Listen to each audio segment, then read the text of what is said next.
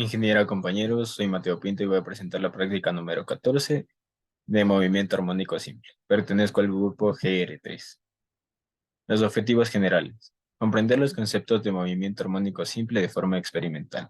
Determinar la frecuencia natural del sistema masa-resorte vertical y encontrar las condiciones necesarias para obtener resonancia autoparamétrica en el sistema péndulo elástico. Como primer paso vamos a ver los materiales y el montaje del experimento. Como materiales tenemos dos varillas de soporte de 30 centímetros, una varilla de soporte de 25 centímetros, una varilla de plástico con tornillo, dos bases de soporte, una doble nuez, un resorte, un portapesas, tres masas plateadas de 50 gramos, cuatro masas plateadas de 10 gramos, una cinta métrica y un cronómetro. Como podemos ver en la figura, aquí ya está armado completamente el sistema. Vamos a explicar cómo hacerlo. Con la primera varilla de soporte de 25 centímetros deberemos ponerla de forma horizontal y asegurándose en las dos bases que nos dan.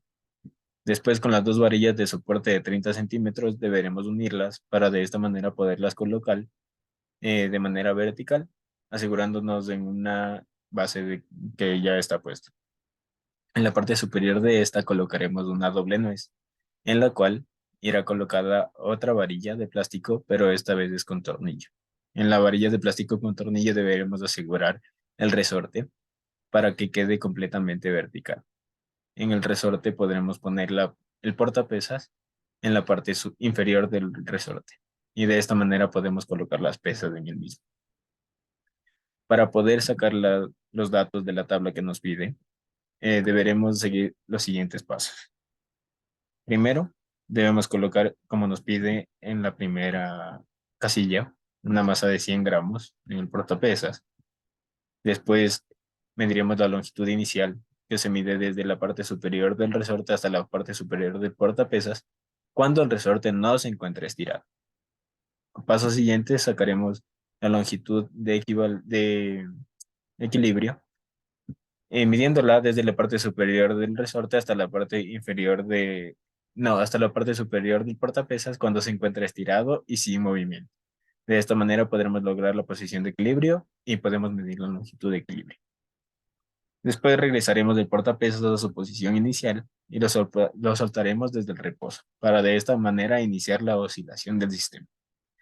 De esta manera podemos medir el periodo de la oscilación y deberemos dejarlo oscilar por al menos un minuto al sistema. Después calcularemos la elongación. Ya como anteriormente lo explicamos, sacaremos los datos de la siguiente tabla que estoy mostrando. El periodo es el tiempo que se demora todo el sistema en hacer una oscilación completa. Después haremos el análisis del sistema, respondiendo así las preguntas que nos pide.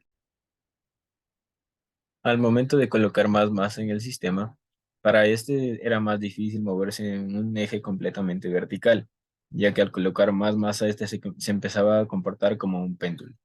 También pudimos observar que existieron dos tipos de oscilaciones, una oscilación mecánica descrita completamente por el sistema y una oscilación senoidal.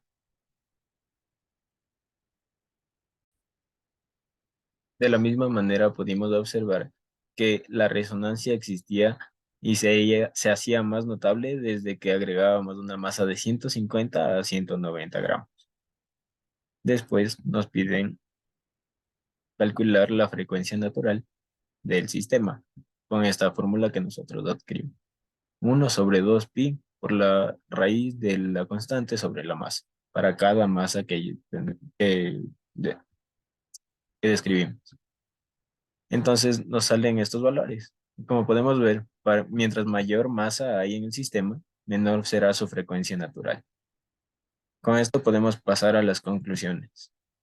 Entonces decimos que como se observó en la práctica, mientras mayor es masa que colga sobre el resorte, el periodo del mismo aumenta y es más difícil que el movimiento se mantenga completamente recto. Es decir, mientras más masa hay o más masa tenga el sistema o el resorte, este será más difícil que se mueva de manera completamente rectilínea o en un eje completamente vertical, ya que se comenzará a comportar como un péndulo, o sea, se empezará a mover de lado a lado, de izquierda a derecha.